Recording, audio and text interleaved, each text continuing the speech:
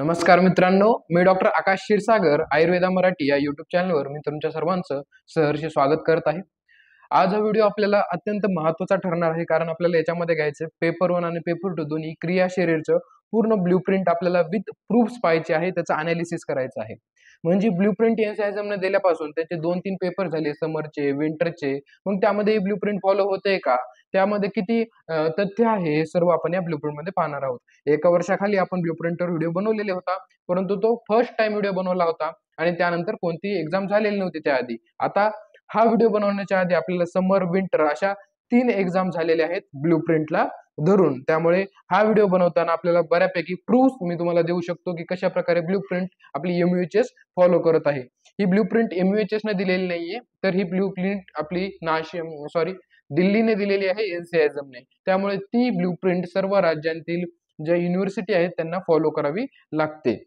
ठीक आहे. आधी मी तुम्हाला पेपर 1 ची ब्लूप्रिंट समजून सांगतो, त्यानंतर आपण त्याचे प्रूफ्स पाहूया. मित्रांनो, क्रिया शरीर पेपर 1 त्याच्यामध्ये एसएक्यू 8 असतील आपल्याला 5-5 मार्काचे 8 एसएक्यू तुम्हाला असतील. त्यामधील पहिला एसएक्यू तुम्हाला शरीर, प्रिन्सिपल आणि त्रिदोष. प्रिन्सिपल म्हणजे काय? सिद्धांतवाला टॉपिक. या तिन्हीपैकी एका चॅप्टरवर तुम्हाला एक एसएक्यू दिसून जाईल फर्स्ट क्रमांकाचा. तुमच्या एक्झाम मध्ये तुमचा सिक्वेन्स सुद्धा चेंज होणार नाहीये ब्लूप्रिंटचा. त्यानंतर सेकंड नंबरला येतं वात, पित्त आणि कफ. यापैकी एक एसएक्यू येणार आहे. कशावर येऊ शकतो यापैकी इम्पॉर्टंट काय गोष्टी ते मी तुम्हाला सांगेल. सध्या फक्त आपण ब्लूप्रिंट वाचून घेऊ काय काय आहे यामध्ये. यानंतर ब्लूप्रिंटला धरून अभ्यास कसा करायचा हे मी तुम्हाला शेवटी सांगेल. दुसरा आहे की तुम्हाला वात, पित्त, कफ या तिन्हीपैकी एकावर येईल. त्यानंतर दोष, वृद्धी, क्षय किंवा षटक्रिया काल या तिन्हीपैकी एकावर येऊ शकतो. एक तर या तिन्ही दोषांची दोष, वृद्धी, क्षय कोणत्या तरी एकाचा येईल, किंवा षटक्रिया कालातील 2 अवस्था किंवा पूर्ण षटक्रिया काल शॉर्टमध्ये एक्सप्लेन करा म्हणून येऊ शकतो. म्हणजे संचय अवस्था किंवा प्रकोप अवस्था एक्सप्लेन करा म्हणून असाही एसएक्यू येऊ शकतो. त्यानंतर प्रकृती आणि आहार या दोन्हीपैकी एका टॉपिकवर येऊ शकतो. जसं की प्रकृतीचे खूप सब टाईप आहेत. वात प्रकृती, कफ प्रकृती, त्याच्यानंतर पित्त प्रकृती, मानस प्रकृती, आहारमध्येही बरंच काही आहे. या दोन्हीपैकी एकावर एक एसएक्यू पडू शकतो.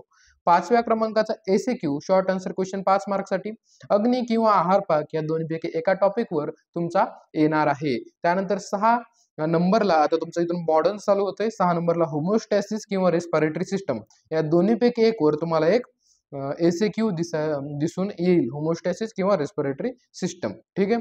होमोस्टॅसिस म्हणजे काय? Positive feedback mechanism, negative feedback mechanism. Respiratory मध्ये तर खूप सारा कंटेंट आहे. त्यानंतर 7व्या क्रमांकाचा जो एसएक्यू आहे तो जीआयटी म्हणजे गॅस्ट्रो इंटेस्टिनल ट्रॅकवर फिक्स राहणार आहे मित्रांनो. यावरती काय काय गोष्टी आहेत त्या कामाच्या आहेत ज्याच्यावर एसएक्यू येऊ शकतो. त्यामध्ये salivary juice, gastric juice, function of stomach. Gastric juice म्हणजे फंक्शन ऑफ स्टमक. मी तुम्हाला पूर्ण ज्यूसेस शिकवलेत आपल्या कोर्समध्ये. Pancreatic juice, salivary juice, gastric juice, intestinal juice. मग याचं तुम्ही जरी तुम्हाला फंक्शन ऑफ स्टमक विचारलं तर त्यामध्ये गॅस्ट्रिक ज्यूस लिहायचं. सलायव्हरी जर विचारलं तर पूर्ण सलायवाच्या ग्लँड लिहू शकता तुम्ही. इंटेस्टाईन विचारलं तर इंटेस्टाईन मध्ये पूर्ण लिहू शकता. असं एसएक्यू तयार होतो जीआयटी मधनं. त्यानंतर 8व्या क्रमांकाचा एसएक्यू नर्वस सिस्टम किंवा एंडोक्राइन ग्लँड. एखादा हार्मोन येऊ शकतो किंवा नर्वस सिस्टमचे एखादी कुठेतरी तरी फंक्शन तुम्हाला येऊन जातील. क्रॅनियल नर्व येऊ शकतात किंवा मग फंक्शन येऊ शकतात पर्टिक्युलर ब्रेन मधील काही ऑर्गनचे. ठीक आहे. हे 8 एसएक्यू तुमच्या पुढे कन्फर्म येणार म्हणजे येणारच आहेत असे. मी तुम्हाला प्रूफ्स पण देईल. आता आपण पाहूया एलईक्यू.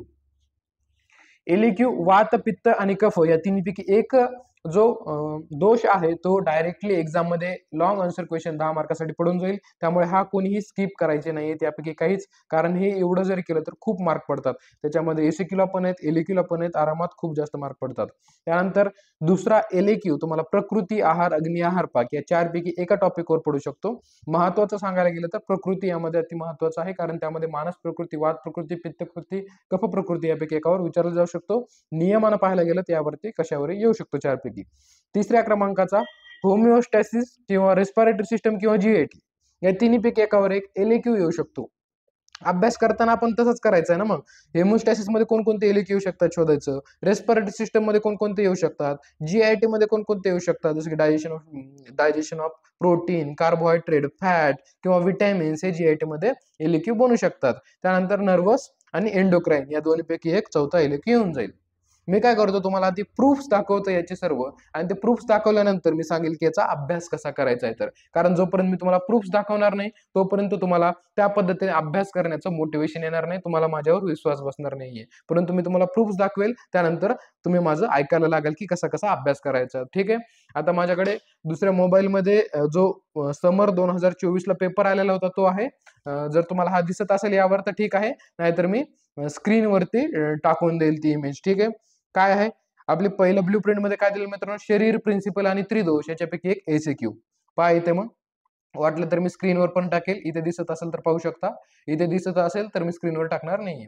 ठीक आहे. पहिला एसीक्यू कशावर दिलाय त्यांनी, मग त्रिगुण, पंचमहाभूत आणि त्रिदोष संबंध. हा कशावर येतो, मग या पहिल्या चॅप्टर वरतीच येतो. त्यानंतर यांनी दुसरा क्वेश्चन काय दिलाय, कफ दोषांच्या प्रकाराची नावे लिहून त्यांची स्थाने व कार्य लिहा. काय म्हटले, कफ दोषाची त्यांनी प्रकार सांगितले आणि त्यांची स्थानांची नावं लिहा म्हटले. बघा दुसऱ्या क्रमांकाचा ब्ल्यू प्रिंट मध्ये काय दिले तुम्हाला, वात, पित्त, कफ या तिन्हीपैकी एकावर तुम्हाला 2 नंबरला एसीक्यू येणार होता, आणि ब्ल्यू प्रिंट नुसारच सिक्वेन्स पण चेंज झाला नाही.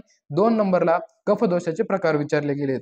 त्यानंतर पुढचा काय, संचय अवस्थेची सुश्रुतयुक्त वाक्य लिहून दोष संचय लक्षण वर्णन करा. बघा तिसरं काय, दोष वृद्धिशय किंवा षटक्रिया काल. काय आहे, दोष वृद्धिशय किंवा षटक्रिया काल यापैकी एकावर येणार होता. तर यांनी समर 2023 ला षटक्रिया कालाच्या संचय अवस्थेवर एसीक्यू टाकलेला आहे. ठीक आहे. असं एकावर येणं थोडंसं अवघड आहे, दोनाला धरून येऊ शकतो, म्हणजे 2 अवस्था कोणत्याही.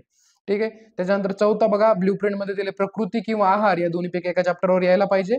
मग आपण ब्ल्यू प्रिंट फॉलो झाली का चेक करूया आपण. ब्ल्यू प्रिंटचा बघा आता चौथा जो दिलेला आहे, चौथा आहार द्रव्याची व्याख्या, आहाराचे वर्गीकरण लिहून आहार परिणामक भावाचे वर्णन करा. केलं फॉलो.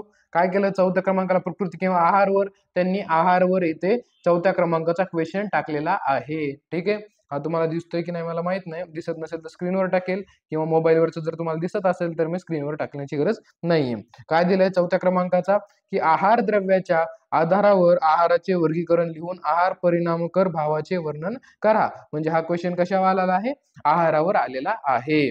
कोणकोणतं फॉलो झालं याच्यामधले, पहिलं आलंय ते कफावरती आला, त्याच्यानंतर दोष वृद्धिशमध्ये क्रियाकालच्या संचय अवस्था आली, इथे आला आहार. आता त्याच्यानंतर 5व्या क्रमांकाचा भाऊ, 5व्या क्रमांकाला ब्ल्यू प्रिंट मध्ये काय दिले, अग्नी आणि आहार पाक या दोन्हीपैकी एकावर यायला हवा. आता पाहूया आपण 5वा क्वेश्चन कोणता आलाय, तर अवस्था पाकाच्या 3 अवस्थेचे नावे लिहून कफाचे उदरीकरण होणारे अवस्थेचे वर्णन करा. काय म्हटलं त्यांनी, अवस्था पाक म्हणजे हा आहार पाकामध्ये येतो, म्हणजे यांनी ते आहार पाकाचं क्वेश्चन घेतलेला आहे 5व्या क्रमांकाचा. अवस्था पाकाचे 3 अवस्था सांगण्याचे इथे त्यांनी एसीक्यू विचारलेला आहे. त्यानंतर 6व्या क्रमांकाचं काय दिले ब्ल्यू प्रिंट मध्ये, होमिओस्टॅसिस आणि रेस्पिरेटरी सिस्टम या दोन्हीपैकी एकावर एक एसीक्यू टाकायला हवा त्यांनी ब्ल्यू प्रिंट नुसार. आता पाहूया आपण ब्ल्यू प्रिंट फॉलो झालेली आहे का. तर 6व्या क्रमांकाचा प्रश्न, describe the mechanism of positive and negative feedback mechanism. Sir कोणत्या चॅप्टर मधला आहे हा, हा होमिओस्टॅसिस चॅप्टर मधलाच क्वेश्चन आहे. म्हणजे हाही क्वेश्चन ब्ल्यू प्रिंटला धरूनच आहे, सिक्वेन्स सुद्धा चेंज झालेला नाहीये. त्यानंतर 7व्याला आपण म्हणलं होतं की जीआयटी वर क्वेश्चन 100% फिक्स म्हणजे फिक्सच राहणार. पाहूया ब्ल्यू प्रिंट मध्ये फॉलो केलंय का. ब्ल्यू प्रिंट मध्ये काय सांगितले मग त्यांनी, describe the function of stomach, म्हणजे जीआयटी मधूनच एसीक्यू आलेला आहे. फंक्शनचे स्टमक म्हणजेच काय, गॅस्ट्रिक ज्यूस, HCl, तिथले स्टमक मधले ग्लँड, त्याचं स्टोरेज वगैरे सर्व फंक्शन लिहून काढायचे तिथे. तेच तर दिले मग जीआयटी मध्ये फिक्स क्वेश्चन आलेला आहे. ठीक आहे. म्हणजे इथेही ब्ल्यू प्रिंट 100% फॉलो झालेली आहे. मी फक्त तुम्हाला ब्ल्यू प्रिंटचं इम्पॉर्टन्स सांगतोय की ब्ल्यू प्रिंट कशा प्रकारे अभ्यास करून ती फॉलो करायला हवी. आता सध्या फक्त ब्ल्यू प्रिंट सांगतो, त्यावरती अभ्यास कसा करायचा हे मी तुम्हाला सांगेल. त्यानंतर आता 8व्या क्रमांकाचा क्वेश्चन, नर्वस सिस्टम किंवा एंडोक्राइन ग्लँड यावर सांगितलंय त्यांनी. मग 8व्या क्रमांकाचा क्वेश्चन नर्वस सिस्टमवर आलाय का चेक करूया आपण. 8व्या क्रमांकाचा, describe the function of cranial nerve. 100% blue print follow झाली सर एसीक्यू मध्ये, की ते पण नर्वस सिस्टमवर क्वेश्चन आलेला आहे. कळालं का सर, उगाच म्हणत होते का ब्ल्यू प्रिंट फॉलो करा, ब्ल्यू प्रिंट फॉलो करा. ज्यांनी फॉलो केली त्यांचा फायदा झाला. 8ला 8 क्वेश्चन इथे एसीक्यूचे या ब्ल्यू प्रिंटने फॉलो केले. सर मग आता एलक्यू ने सुद्धा फॉलो केले का यांचे हे क्वेश्चन, तर चेक करूया आपण. एलक्यू नुसार पहिला क्वेश्चन वात, पित्त, कफ यापैकी एकावर एक एलक्यू यायला हवा. तर आपण चेक करूया की आलेला आहे की नाही. तर यामध्ये पित्त दोष उत्पत्ती, निरुक्ती, सामान्य स्थान, सामान्य गुण, सामान्य कार्य, वर्णन करून त्याच्या प्रकाराचे वर्णन करा आणि त्याचे कार्य सांगा. म्हणजे कशावर आलेला आहे LQ मित्रांनो? इथे पित्त दोषावर LQ आलेला आहे. इथे कशावरही येऊ शकतो, वात पित्त कफ, तीनच ऑप्शन आहेत आणि तिन्ही तुम्हाला व्यवस्थित करून जायचे आहे, कारण त्याच्या एसएक्यू मध्ये तुम्हाला त्याचे दोष क्षयवृद्धी सुद्धा येऊ शकते. त्यानंतर आता प्रकृती आहार, अग्नी आहार, पाक, या चारीपैकी एक दुसरा LQ यायला हवा. तर आता आपण पाहूया की ते फॉलो झालेलं आहे की नाही. आपण दुसरा LQ चेक करू. दुसरा बघा, प्रकृतीची व्याख्या लिहा आणि वात प्रकृतीचे सविस्तर वर्णन करा. आलं का मग तिथे प्रकृतीला फॉलो केलेलं आहे. दुसरा क्वेश्चन कशावर आला मग? प्रकृतीवरती आला. पाहू शकता तुम्ही, इथे मी झूम करतो वाटलं तर मोबाईल वरती. काय दिला त्याने दुसरा? प्रकृतीची व्याख्या सांगून वात प्रकृतीचे सविस्तर वर्णन करा. तेच आहे ना मग मित्रांनो, ब्लूप्रिंट 100% फॉलो झाली आहे. त्याच्यानंतर तिसरा क्वेश्चन बघा, होमिओस्टॅसिस, रेस्पिरेटरी सिस्टम किंवा GIT या तिन्हीपैकी एकावर एक यायला हवा. 2 LQ आयुर्वेदवर आलेत, 2 LQ मॉडर्नवर आहेत आणि एसएक्यू तुमचे 5 एसएक्यू आयुर्वेद पार्टवर आहेत आणि 3 एसएक्यू मॉडर्न पार्टवर आहेत. कळतंय? म्हणजे जो अर्धा 50% पार्ट जवळपास हा कव्हर केला LQ मध्ये मॉडर्नने, आणि इकडे पाहायला गेलं तर 3 एसएक्यू आणि 5 एसएक्यू आयुर्वेदचे. आयुर्वेद पार्ट एसएक्यू मध्ये जास्त आहे आणि LQ मध्ये 50% आहे. तिसरा LQ पाहू आता आपण की होमोस्टॅसिस किंवा रेस्पिरेटरी सिस्टम मधून आलाय का? तर ठीक आहे, हे पाहिजे. तिसरा question, explain the process of respiration with the artificial respiration and hypoxia. काय सांगितलं त्यांनी? रेस्पिरेशन एक्सप्लेन करा आणि आर्टिफिशियल रेस्पिरेशन एक्सप्लेन करा. आर्टिफिशियल रेस्पिरेशन हे काय थोडं झालं ऑड झालं, म्हणजे विद्यार्थ्याचा अभ्यास करून जात नाही, परंतु रेस्पिरेशन काय आहे हे सर्वांना माहिती आहे, त्यामुळे बऱ्यापैकी मार्क सर्वांना त्याच्यामध्ये पडतात. तुमच्या पूर्ण पेपरमध्ये एकतरी ते क्वेश्चन असा थोडासा ट्रिकी देऊ शकतात, परंतु पेपर त्यांना पास होण्यासाठीच बनवायचा आहे, त्यामुळे एवढी काळजी करायची नाहीये. तुम्ही व्यवस्थित ब्लूप्रिंटला फॉलो करून जर अभ्यास केला तर एखाद्या क्वेश्चनचा अर्धा क्वेश्चन तुम्हाला ट्रिकी वाटू शकतो, बाकी सर्व तुमचं सॉल्व्ह होऊन जाईल. आता हे क्वेश्चन ब्लूप्रिंट मध्ये फॉलो झाला. आता पुढचा पाहू. पुढचा आहे नर्वस सिस्टम आणि एंडोक्राइन सिस्टम. नर्वस सिस्टम किंवा एंडोक्राइन सिस्टम यापैकी आपल्याला 4थ्या क्रमांकाचा LQ यायला हवा. 4थ्या क्रमांकाचा LQ आलाय का चेक करूया मग आपण लगेच. 4थ्या क्रमांकाचा LQ आलेला आहे. Describe the detail function of the, तुम्हाला दिसतंय का पहा, describe the detail function of the following parts in brain. कोणकोणते मग? थॅलॅमस, हायपोथॅलॅमस, सेरेबेलम, सेरेब्रम आणि मेडुला ऑब्लॉंगाटा एवढ्याचे फंक्शन सांगायचे आहेत. मी युट्यूबला एक्झाम व्हायच्या आधीच नर्वस सिस्टम शिकवलं होतं, खूप लिमिटेड शिकवलं होतं. तेव्हा खूप जण मला म्हणत होते की सर हे नर्वस सिस्टम खूप शॉर्ट शिकवलं तुम्ही, परंतु तुम्ही कम्पेअर करून पहा तुमचा आलेला पेपर आणि मी एक्झामच्या आधीच शिकवलेलं युट्यूबला नर्वस सिस्टम, त्यापैकी तुम्हाला 100% पार्ट त्या व्हिडिओ मधूनच दिसेल, बाहेरचा एकही पार्ट दिसणार नाही. ह्याचे जे फंक्शन आहेत मी त्या व्हिडिओ मध्ये एक्सप्लेन केलेले होते. ठीक आहे मित्रांनो, म्हणजे 100% ब्लूप्रिंट इथे फॉलो केलेली आहे. मी उगाच गळा फाडत फाडत आरडत नव्हतं तुमच्या एक्झामच्या आधी. जे पहिले विद्यार्थी होते त्यांच्या की ब्लूप्रिंटला फॉलो करा, आणि ज्यांनी केलं, जे आयुर्वेद मराठीला फॉलो करत होते, जे कोर्स मध्ये होते, त्यांनी 100% याच्यामध्ये स्कोर केला होता. ठीक आहे. आता आपण, मी खरं तर एकाच व्हिडिओमध्ये दोन्ही पेपर 1 पेपर 2 सांगणार होतो, परंतु खूप लेंदी व्हिडिओ झाला, त्यामुळे याचाच अभ्यास कसा करायचा तेवढं सांगतो आणि दुसरा व्हिडिओ बनवूया आपण पेपर 2 साठी. ठीक आहे मित्रांनो, क्रिया पेपर 1 मध्ये, यामध्ये आता तुम्हाला अभ्यास करताना हे ब्लूप्रिंट नुसार अभ्यास कसा करायचा सर, आता मला कळाली ब्लूप्रिंट अशी आहे. पहिली स्टेप तुझी तर ही आहे की तू व्हिडिओला पॉज कर आणि अशाला अशी जी ब्लूप्रिंट आहे ती लिहून घे. हे घे इथे पॉज कर, एसएक्यू लिहून घे आणि पॉज करून आता LQ लिहून घे. झालं, पहिली स्टेप झाली. याची PDF तुम्हाला मिळणार नाहीये, कारण मी ऑब्झर्व केलं की PDF दिल्याने मुलं आळशी होत जातात. मी जर तुम्हाला PDF दिली ब्लूप्रिंटची तर ती तशीच तुमच्या मोबाईलमध्ये कुठेतरी पडत राहील. तुम्हाला कधी इंटरेस्ट आला तर तुम्ही पाहणार, नाही तर सोडून द्याल. परंतु तुम्ही एका पेजवरती किंवा एका नोटबुकवरती सगळं ब्लूप्रिंट लिहून घेतल्या तर तुमचं सारखं लक्ष त्यामध्ये जाईल आणि त्यानुसारच प्रिपरेशन होईल. म्हणून याचा PDF मिळणार नाहीये, लिहून घ्या. ठीक आहे. आता आपण पाहू अभ्यास कसा करायचा सर चालू याचा. तर सर्वात प्रथम आता पहिला एसएक्यू घ्यायचा ब्लूप्रिंट मधून. पहिला एसएक्यू काय आहे? शरीर, प्रिन्सिपल आणि त्रिदोष. आता हे 3 चॅप्टर आपल्या पुढे आहेत. हा चॅप्टर उघडायचा आणि कोणकोणते यामधले क्वेश्चन एसएक्यू साठी येऊ शकतात ह्याच्या पुढे एसएक्यू म्हणून टिक करून ठेवायचं. म्हणजे त्या क्वेश्चनच्या पुढे काय लिहायचं? SAQ, SAQ, SAQ. मग ते एसएक्यूच्या दृष्टीने जेवढे काय क्वेश्चन आहेत ते फॉलो करून, जे प्रिपेअर करून ठेवायचे, आणि वाटलं तर वेगळ्या नोटबुक मध्ये लिहून ठेवू शकता की हे एसएक्यू मी असा अभ्यास केला ब्लूप्रिंट नुसार. पहिले एसएक्यू, त्याच्यानंतर पुढचा एसएक्यू आपल्याला वात पित्त कफ याच्यामध्ये कोणकोणते एसएक्यू येऊ शकतात हे सर्व बुकमध्ये त्याच्यापुढे तुम्ही टिक मारू शकता किंवा नोट्समध्ये आणि त्याचे वेगळे एसीक्यू लिहून घेऊ शकता. वातमध्ये कोणकोणते एसीक्यू येऊ शकतात मग तुम्हाला? वाताचे स्थान, वाताचे गुण, वाताचे प्रकार, वाताचे कार्य, हे काय होऊ शकतं त्याचे एसीक्यू होऊ शकतात. मग ते एसीक्यू प्रिपेअर करून ठेवायचे. पित्तामध्ये जायचं. पित्तामध्ये काय काय येऊ शकतात? तेच सेम पित्ताचे गुण, प्रकार, कार्य, त्याचे सेम कफ, जसं की आता समरला आला कफावरती, कफाचे प्रकार, कफाचे कार्य, कफाचे स्थान, हे सर्व या एसीक्यू मध्ये येऊ शकतं. मग तुम्ही त्या हिशोबाने त्याच्यापुढे एसीक्यू लिहायचं, प्रिपेअर करून ठेवायचा. सेम फॉर ऑल एसीक्यू, तुम्हाला तेच करून ठेवायचे, एक एक एक एक. तुम्हाला जो वाटतो की या चॅप्टर मधून हा एसीक्यू येतो, त्याला पूर्ण एसीक्यू लिहायचं त्याच्यापुढे आणि त्या हिशोबाने प्रिपेअर करून ठेवायचा.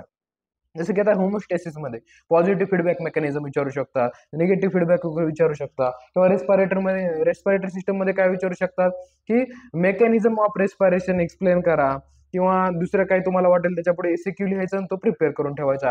जीआयटी मध्ये कोणकोणते पॉईंट एसीक्यू साठी येऊ शकतात, त्याच्यापुढे टिक करायचे आणि प्रिपेअर करायला चालू करायचं. कोणकोणते येऊ शकतात मग जीआयटी मध्ये सुरुवात कुठून होते?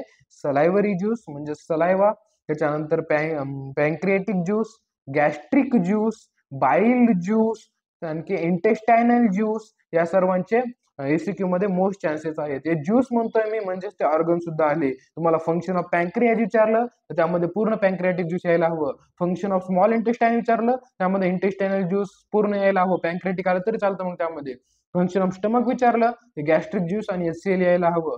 तुम्हाला सलायवा विचारला तर पूर्ण सलायवाच्या ग्लँड वगैरे लिहायला त्याच्यामध्ये अपेक्षित आहे. आणि गॉल ब्लॅडर सुद्धा विचारू शकतो, फंक्शन ऑफ गॉल ब्लॅडर. मग त्याच्यामध्ये बाईल ज्यूसही लिहायचं. प्रिपेअर पण तो लिव्हर करतो, स्टोअर गॉल ब्लॅडर करतो, कॉन्सन्ट्रेट करतो, सर्व फंक्शन त्याच्यामध्ये लिहू शकता. त्याच्यामध्ये डायजेशन कशाच होतं हे सुद्धा त्या फंक्शन मध्ये यायला हवं. जसं आपण कोर्समध्ये आता पूर्ण डायजेशन ऑफ प्रोटीन फॅट घेतलं. जर तुम्हाला स्टमक विचारलं तर स्टमक मध्ये काय काय डायजेशन होतात ते सर्व तिथे लिहायचं. इंटेस्टाईन विचारलं तर इंटेस्टाईन मध्ये काय काय होतात. पॅन्क्रियाज विचारलं तर पॅन्क्रियाटिक ज्यूस मुळे काय काय डायजेशन होते, सर्व त्या फंक्शन मध्ये यायला हवं. त्याच्यानंतर नर्वस सिस्टम आता ऍपमध्ये होणार आहे आपल्या. खूप शॉर्ट मध्ये म्हणता येईल, म्हणजे खूप सारं पाहायला गेलं तर खूप डिटेल मध्ये जावं लागतं त्याच्यात. परंतु आपण एकदम ब्ल्यू प्रिंट नुसार जे सिलेबस मध्ये पॉईंट दिले ते कव्हर करून तेवढाच हा नर्वस सिस्टम कव्हर करणार आहोत. त्याच्यानंतर एंडोक्राईन ग्लँड, काही हार्मोन्स सुद्धा विचारू शकतात तुम्हाला. एलएक्यू मध्ये प्रिपेअर करायला गेलं तर आता तुम्ही पहिला पार्ट संपवला की पेपर 1 चे मी सर्व एसीक्यू प्रिपेअर करून ठेवले. वाटले एक नोटबुक करून तुम्हाला वाटणारे सर्व एसीक्यू प्रिपेअर करत करत लिहून घ्यायचे. हा एसीक्यू प्रिपेअर केला, मनाने किंवा पाहून लिहून काढला. असे तुमचे मग पेपर 1 चे एसीक्यू क्लिअर झाले. याच्या बाहेरचा प्रश्न तुम्हाला दिसणार नाही. त्यानंतर एलएक्यू प्रिपेअर करायला आल्यानंतर तुम्हाला खूप सोपं जाईल. जेव्हा तुम्ही आता एलएक्यू प्रिपेअर करायला वात पित्त कफ, जेव्हा तुम्ही वात हा एलएक्यू प्रिपेअर करायला जाल तेव्हा तुम्ही मधले जे छोटे छोटे सब पॉईंट होते ते एसीक्यू साठी पहिलेच प्रिपेअर करून ठेवलेले आहेत. जसं की वाताचे स्थान, कार्य, त्याच्यानंतर प्रकार, हे तुम्ही आधीच एसीक्यू म्हणून प्रिपेअर करून ठेवले. क्षयवृद्धी पण करून ठेवलेली आधी. मग वाताचा तुम्हाला ऑटोमॅटिकच एलएक्यू प्रिपेअर झालेला असेल. सेम फॉर पित्त आणि कफ. त्यामुळे 8 प्रश्न करायला तुम्हाला वेळ लागेल, नंतर खूप इझी जाईल. त्यानंतर प्रकृती, आहार, अग्नी, आहार, पाक याच्यामध्ये काढायचं. मग कोणकोणते क्वेश्चन एलएक्यू साठी विचारले जाऊ शकतात. मग प्रकृतीमध्ये प्रकृती सांगून वात प्रकृती सांगा, कफ प्रकृती सांगा, पित्त प्रकृती सांगा, मानस प्रकृती सांगा. हे 4 क्वेश्चन आहेत. ते 4 क्वेश्चन प्रिपेअर करायचे, लिहून घ्यायचे. त्याच्यानंतर आहारावर बेसिक क्वेश्चन येऊ शकतो, अवस्था पाकावर येऊ शकतो, अग्नी येऊ शकतो की सर्व अग्नी एक्सप्लेन करा, किंवा आहार पाकावर. आणि मॉडर्न मध्ये होमोस्टॅसिस, रेस्पिरेटरी सिस्टम, जीआयटी मध्ये कोणतं येऊ शकतं एलएक्यू? डायजेशन ऑफ प्रोटीन एक्सप्लेन करा, डायजेशन ऑफ कार्बोहायड्रेट एक्सप्लेन करा, किंवा विटॅमिन्स एक्सप्लेन करा, किंवा स्टमक मध्ये काय काय डायजेशन होते ते सर्व एक्सप्लेन करा. ठीक आहे. रेस्पिरेशन मध्ये काय सांगतात ते पूर्ण बेसिक रेस्पिरेशन विचारून देतात. आधुनिक आणि पहिले काय करत होते, आधुनिक आणि मॉडर्न पद्धतीने विचारत होते, म्हणजे जुनं आणि नवीन. परंतु आता काय करताय, 10 मार्काला म्हणून फक्त मॉडर्न विषयी जास्त विचारताय. आणि होमोस्टॅसिस मध्ये पॉझिटिव्ह आणि निगेटिव्ह मेकॅनिझम तुम्हाला विचारू शकतात. नर्वस सिस्टम मध्ये तुम्हाला फंक्शन विचारू शकतात किंवा क्रेनियल नर्व्स विचारू शकतात. एंडोक्राईन मध्ये काय हार्मोनचं फंक्शन येऊ शकतं. अशा प्रकारे खूप छान अनालिसिस केलं आपण पेपर 1 चं.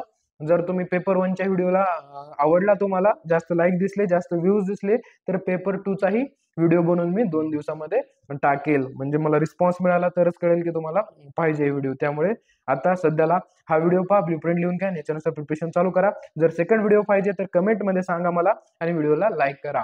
ठीक आहे. थँक्यू व्हेरी मच मित्रांनो. जर कोर्स जॉईन करायचा क्रिया शरीरचा तोही करू शकता. थँक्यू.